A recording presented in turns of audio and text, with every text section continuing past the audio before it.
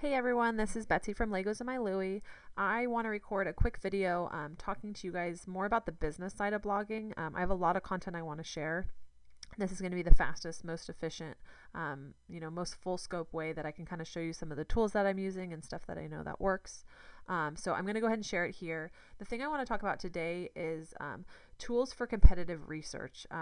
It's something we don't think about, but a lot of times, you're probably like me where you sit there wondering as you're scrolling through Instagram, like, how do they have so many followers? Like, do they have this many Instagram followers? I wonder how many blog followers they have. So I want to focus on the blog part of it because that's, your main asset, and talk about how you kind of see how your competitors, people in your niche, are doing similar, particularly with lifestyle and fashion blogs. I tend to generally see people on two ends of the spectrum. So most of the people I follow have really, really high traffic, which is absolutely phenomenal numbers. And then people have actually like a little bit lower than you expect. So what I did as I was growing my blog was I initially found people based through a social media search who had websites that I thought had similar traffic to me. And then I kind of saw, what are we doing the same? And I went ahead and looked for a couple bloggers who I liked and who had a similar content and were on brand with me. And what were they doing? What were they doing different? What could I kind of discover from, peeking at their tools and their analytics and the data available to me, all the way up the chains to the top where, you can sit there and see what your Barefoot Blondes and your Pink Peonies are doing in terms of traffic and sources. So the tool I actually like to use is SimilarWeb. It's free. There's other stuff like Alexa and other rankings. This is super quick, free. Not too in deep, but I don't think you need to like rip apart someone else's analytics. You just kind of want to get a couple benchmarks, a couple ideas, see what someone's doing. I'd say, 5 of my best like content syndication and income generating ideas actually came from seeing what other people were doing. And it's the kind of stuff that someone's not going to necessarily tell you that they're using this platform or they're syndicating their content here, or, this is their tool for paid content. Or getting sponsorships, but the information's available. In some cases you are able to see it and you're able to learn from it, and kind of go from there. So I'll show you what the tool looks like. You just go ahead and type in any URL. It doesn't have to be your own. It's basically like what you're doing is if you have a lifestyle or fashion blog, you obviously already have Google Analytics. This is like looking at Google Analytics, sort of, not a perfect match, and then also having access to other people's, which is the fun part. So this is what it looks like in the free version. This is the demo version of the pro version. I don't think anyone really needs pro. You shouldn't be spending too much time in here to really need it. This is probably what the pro version is probably what like advertisers and sponsors are using to be able to get an idea of what your traffic is. So use this tool to study yourself as much as you're studying other people, because this is the tool, if someone's thinking about having you do a sponsorship or awarding you, a paid post, this is what they want to know. They want to know what your reach is, and this is probably the best indicator that you can have of reach without giving them your actual Google Analytics. It even breaks it out into desktop and mobile, but I think unless you're in the pro, you just look at all traffic. So I'm only going to show you mine. I actually recorded this like 5 minutes ago, doing this cool compare tool where I could plug in someone else's. So you can search for just someone else's and see their view like this, or you can do compare. So I like to do compare and kind of look at mine side by side with another person to see, where that ebb and flow is what stuff are they doing better? What am I doing better? Where can I improve? I took that video down and I'm doing a new one because I don't really want to publicly put someone else's stuff out there. You guys can go look for who you think your competitors are, but I don't want to put someone on blast like that. So what I will be willing to do is I'm happy to kind of crack mine open. I want to be useful, so I don't care if people see this. Some of it's right, some of it's not, but it's totally fine. I'm here to kind of help everyone grow their brand and their blog. So this is the tool. If you're just interested in the tool, you can stop here, go check it out on your own, but I'll walk you through this tool and what a lot of the analytics means, and why some of it's important, some key stuff to take away. So if you are thinking about using this tool for your blog or your brand, definitely watch the rest of the video. I'll try and do it in like under 5 minutes or so. So first and foremost, you're going to look at total visits.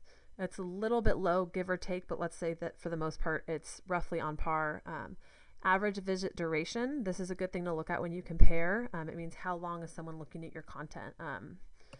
I actually have a fairly long average visit duration for the niche that I'm in, which probably has to do with the fact that my content's longer. It takes longer for people to read it. If you read 2 articles and I have long content, you end up staying on the site a little bit longer. Pages per visit 1.29. That's pretty much par for the course. All these are pretty average compared to someone else's. In terms of organic search, this is really good to get an idea of where your traffic's coming from. Social's a really small portion of it for me. And what that tells me looking at this is I don't need to be telling my Instagram followers every time I'm putting a blog post up, because my followers are going to find it organically or directly. Social is a tool. If your social reach is really high and that's your main traffic source, those are the people who are every day having to say, like, go check out my blog post, go see what this is. Obviously, like if they're a like to know member or something else, they're doing it because there's going to be a revenue attached to the post. But in this case, I, after seeing this, decided to stop talking about when I'm doing blog posts. Sometimes I'll link to it. Sometimes I will if I think it's really useful or it was a great piece of content. But if if this is a small piece of the puzzle, don't necessarily look at trying to grow this, but just keep in mind, like, they can live separately but together at the same time. It doesn't need to be jamming your social audience with the message of your blog content. Geography is pretty self-explanatory. Audience interest is being a little weird. So traffic sources, this is pretty good.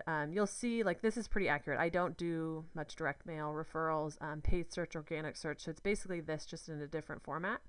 And then this is where the traffic sources are coming from. I don't do the paid one, so I'm just going to go off the top 5. But if you're looking at your competitor, you really don't need to know more than their top 5. And in your own case, you can go to your Google Analytics to get the rest of yours. But this tells you a pretty good idea of, where their traffic's coming from. Most of mine comes from Google, then from direct search, Facebook, and Pinterest. Part of this is, keep in mind, I don't think they actually track Instagram.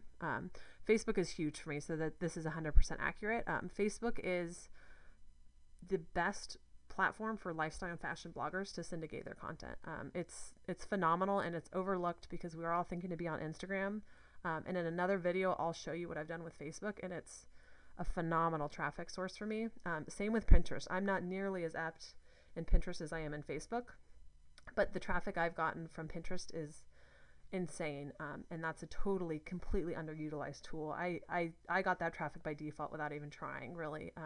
Now I try to make a point to focus on Pinterest more, but this is huge. And then Lifehacker, this is someone who, this is where I talk about content syndication. That's where you're either putting your content out on another site and it's getting shared for you that way. An example would be, like, I did a post and Alltop picked it up. So on their homepage of Alltop, for their fashion section, they had my post up for a day. So my traffic just skyrocketed up from there. Lifehacker, I think they referenced or linked to an article that I wrote in a section of their post. So that for me was a total blessing for last year. It was a huge traffic source for me. So again, traffic's not necessarily just all going to your site, it's coming from other places. So for me, this is the 5 places my traffic's coming from. When you look at competitors, and the video that I took down where I was looking at someone else's, some of their top 5 were actually, different places I didn't think to syndicate content, or it was, a platform where you could get paid sponsorships was one of their top ones. One was regarding a sweepstake. So it's a really useful tool if you're new or you don't have your processes built and you kind of want to study what other people are doing. This is the type of stuff that's working for people that they either don't know is working for them, or they don't want to talk about it's working for them. So if you look at one section, it would definitely probably go ahead and be that section. And then social, again, because social, fashion, and lifestyle are so closely intertwined, this is important to look at to see, where in terms of your social reach is it coming from. I would venture to guess Instagram might not be included, or it might just be in the pro version. If you look at yours and your Instagram's high, that just means mine's low. But again, Pinterest is by default. I'm not really doing anything there, but it's totally working. And here with Facebook, again, it speaks volumes. So when you're looking at your competitor, you're just wanting to study someone else's, look at where their traffic's coming from. Look where those easy wins are, because your easy win is probably sitting on Pinterest, and it's probably sitting in the form of a Facebook ad, and you'll get way more traffic than you will constantly sharing it over and over again on Instagram. So that's the gist of it. I'll leave it here so it stays under 10 minutes, but it's a really cool tool. Definitely check it out, regardless of what stage you're in. If you're just starting, this is a great research tool to start with. If you're in the middle, find those people who are like you or a step up and kind of see what you can go to the direction that they're in. And if you're at the very top, check out those other people at the top and see well, if you're the very top, pay for the pro version and then you'll get the rest of the data. But I hope you guys found this super useful. If you have any questions or comments, shoot it to me at the end of the blog post that I'm including with this, and I'm happy to go ahead and answer any questions. Thanks so much, guys. Have a great day.